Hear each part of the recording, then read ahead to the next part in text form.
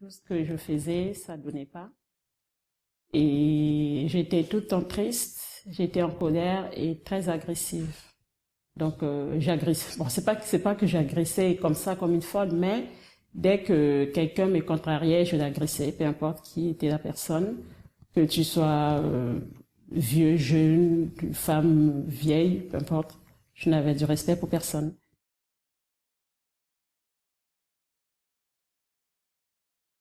Je ne dormais pas, je sentais des présences, surtout le soir quand je dormais, je sentais que tout bougeait dans la chambre.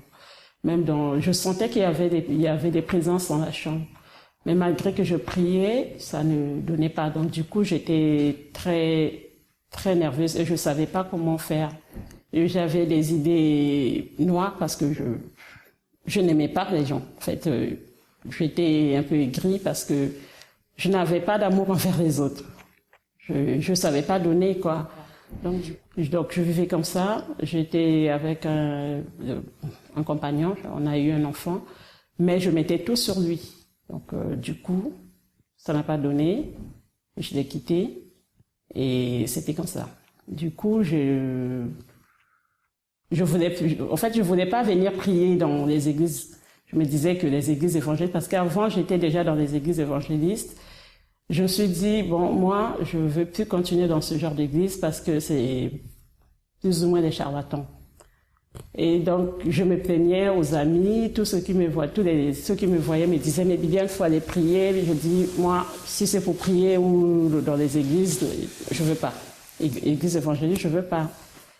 Et donc, c'était comme ça, jusqu'à ce qu'à un moment donné, je n'arrivais pas parce que je me sentais pas du tout bien. Moi-même, à l'intérieur de moi, je savais que ça n'allait pas. Et je savais que j'étais pas en paix, j'étais pas bien. Je cherchais la solution par moi-même, je priais seulement à la maison, mais ça s'aggravait du jour au jour. Et tout ce que je faisais, ça donnait pas. J'avais des blocages au travail, ça donne pas. Quand j'avais l'argent, c'était pour dépenser comme ça des choses que je pouvais réaliser, je n'arrivais pas à les réaliser. Je connais le centre d'accueil par le biais d'une amie qui venait au centre d'accueil. Donc, elle me voyait tout le temps, je me plaignais, ça n'allait pas chez moi, ça n'allait pas moi-même moralement, j'étais pas bien.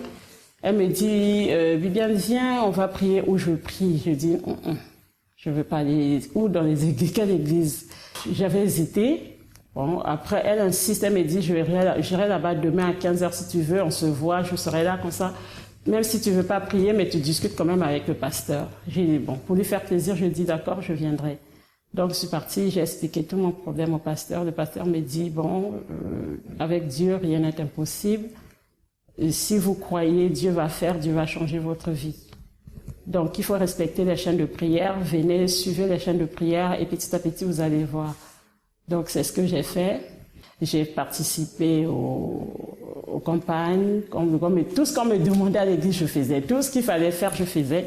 J'ai participé à plusieurs campagnes d'Israël et la chaîne de prière, jusqu'à aujourd'hui, je continue toujours à participer tous les vendredis pour briser les liens et puis pour ma délivrance. Et petit à petit, je sentais que je commençais à changer de moi-même. Mais les gens du dehors me disaient, Bibiane, on dirait que tu commences à changer, là tu te fâches pas, là tu es calme, tu souris. Et c'était comme ça que ça a commencé, doucement, doucement. Et Dieu m'a délivrée. Je sais qu'il m'a délivrée parce que j'ai la paix, j'arrive à dormir. Tout ce que je sentais, les présences que je sentais à la maison, je les sens plus. Aujourd'hui, je peux dire que je considère les autres. J'arrive à comprendre, à écouter quelqu'un quand la personne me parle, à écouter sans l'agresser ou sans lui couper la parole.